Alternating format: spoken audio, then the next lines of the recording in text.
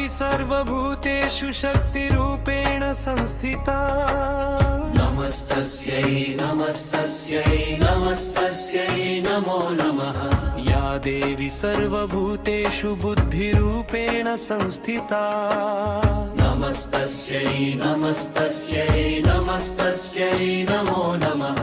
या देवी सर्वभूतेषु श्रद्धारूपेण संस्थिता नमस्तस्यै नमस्तस्यै नमस्तस्यै नमो नमः प्रथमं शैलपुत्री च द्वितीयं ब्रह्मचारिणी तृतीयं चन्द्रघण्टेति कुष्माण्डेति चतुर्थकम् पञ्चमं स्कन्दमातेति षष्ठं कात्यायनी तथा सप्तमं कालरात्रिश्च महागौरीति चाष्टमम् नवमं सिद्धिदात्री च नवदुर्गाः कीर्तिता उक्तान्येतानि नामानि ब्रह्मणैव महात्मना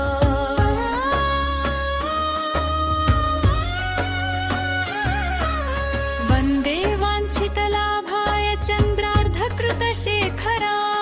वृषरूढां शूलधरां शैलपुत्री यशस्विनी दधाना करपद्माभ्यां जपमाला कमण्डलू देवी प्रसीदतु मयि ब्रह्मचारिण्यनुत्तमा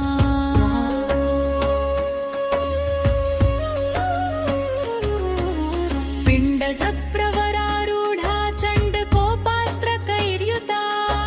प्रसादं तनुते मह्यं चन्द्रघण्टा यशस्विनी सुरा सम्पूर्णकलशं रुधिराप्लुतमेव च दधना हस्तपद्माभ्यां कुष्माण्डा शुभदास्तु मे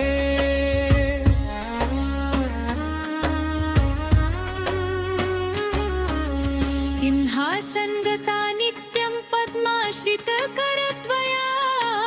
शुभदास्तु सदा देवी स्कन्दमाता यशस्विनी चन्द्रहासोज्ज्वलकरा शार्दूलवर्वाहना कात्यायनी शुभं दद्या देवी दानवघातिनी